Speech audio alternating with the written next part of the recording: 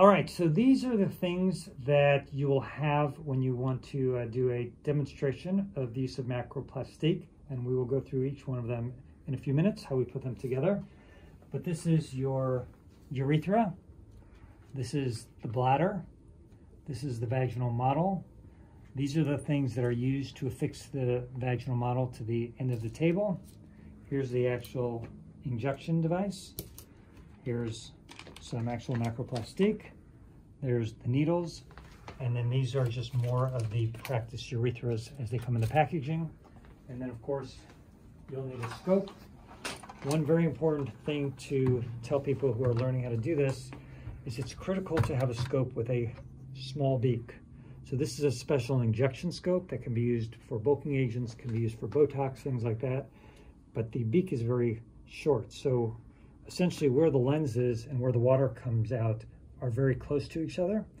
If you use a regular scope with a regular beak, the beak goes back to about here. And so what happens is the water's coming in here. And so if you move to the mid-urethra or beyond the mid-urethra where you would be injecting the macroplastique, the water flows actually outside the meatus, and thus you don't get distension of the urethra. So always use a short beak or a special scope.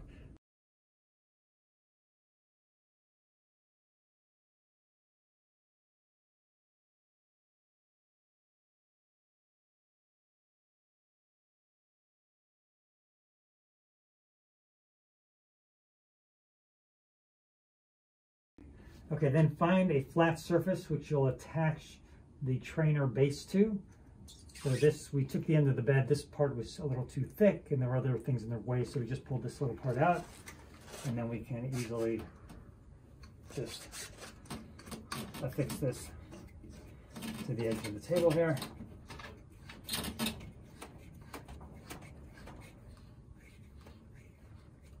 And it's ready to go. So then we're going to affix the pelvic model to the base using this metal fang. So you'll start by unscrewing both of these.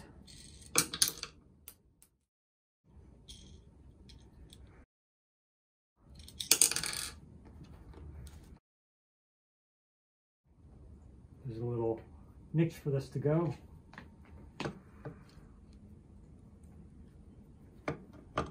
And then you put it through the holes there, and then you'll take the screws underneath and just now you can actually fasten the model to the base.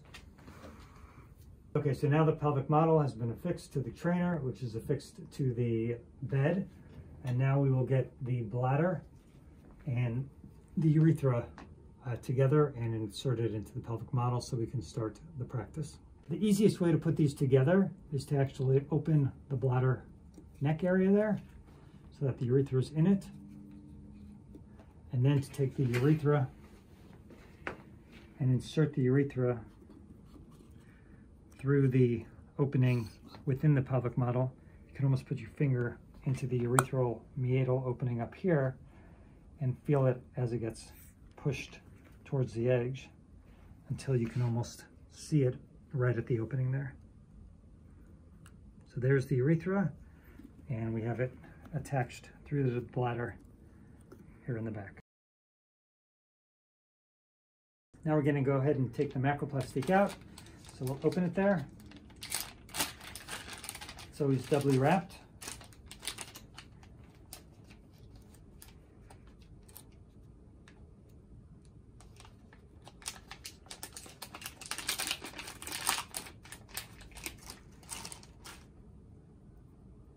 So that's ready.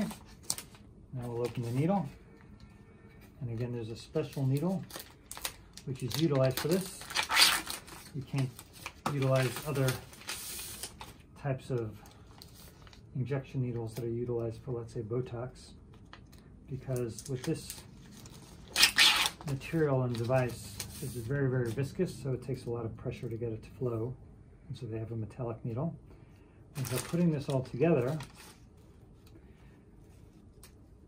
essentially we go ahead and put the syringe through that.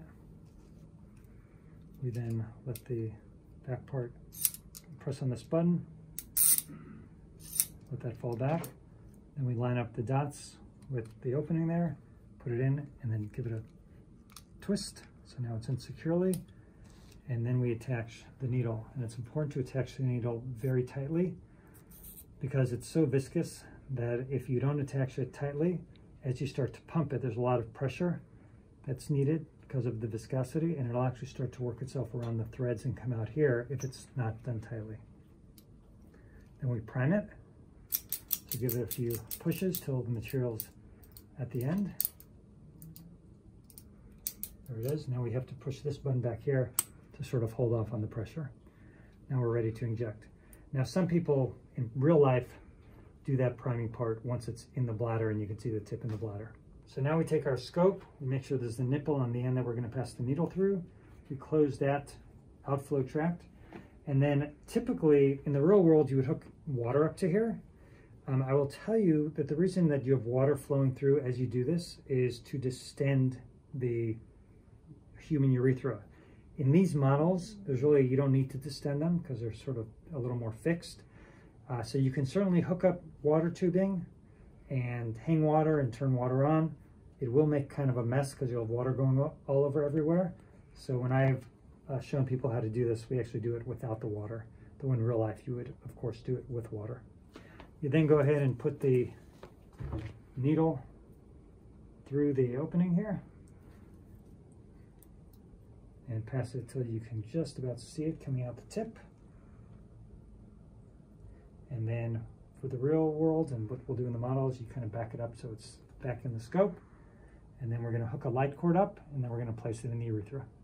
Okay, so we've set up a light cord. We've set up a camera. You want to make sure the camera, whatever kind of camera you're using, is facing the right direction. So this is the top. And then you can actually look at the screen and you'll see the needle advancing. So that's what we're seeing through the scope.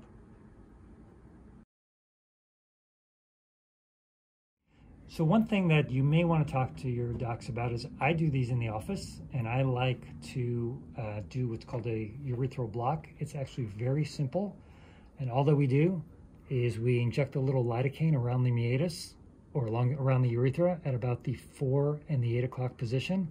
So we take a needle and just stick it in about an inch and then inject lidocaine as we draw it back. Do the same thing here, and they feel that a little, it burns a little, but once you do that, they will not feel the rest of the injection, and that's why I do them almost all in the office. Okay, so now we're actually ready to actually practice the injection. So what we're going to do is we're going to put a little KY jelly on the tip of the scope, and we're going to go ahead and pass the tip of the scope into the urethra.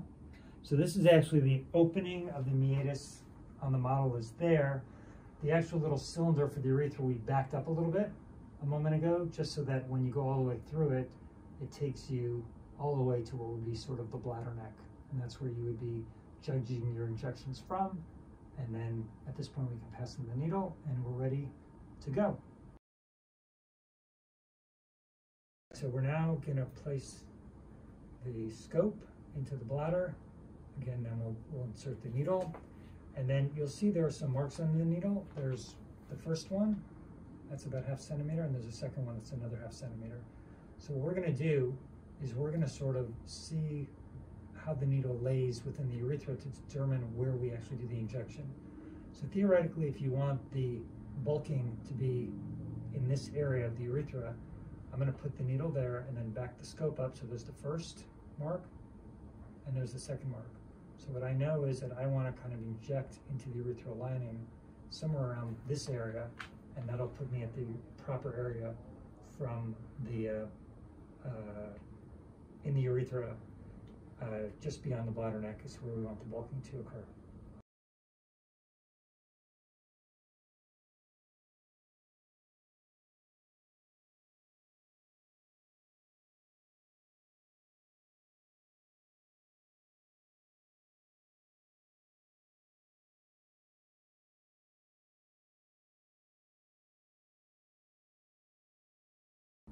Okay, so now we're actually going to inject. We're going to start with the bottom one over here. So we'll go in at about a 30 to 45 degree angle. And then once we get to the first black mark, which is there, we'll bring it out more to a 0. Then we get to the 0, or the second black mark, we can start injecting. So now we're going to inject.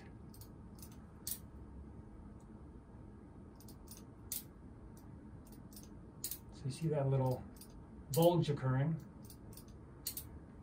And that's what it's supposed to look like, where it starts to fill that area. Okay. And after 30 seconds, you also push the button here to take the pressure off. Wait 30 seconds, and then you withdraw.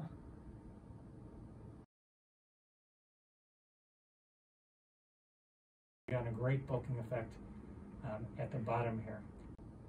So that's probably a little superficial. And you can see the difference between that bulge, which is sort of how it should be, and that thing that's like so superficial. If I stick it, it'll pop.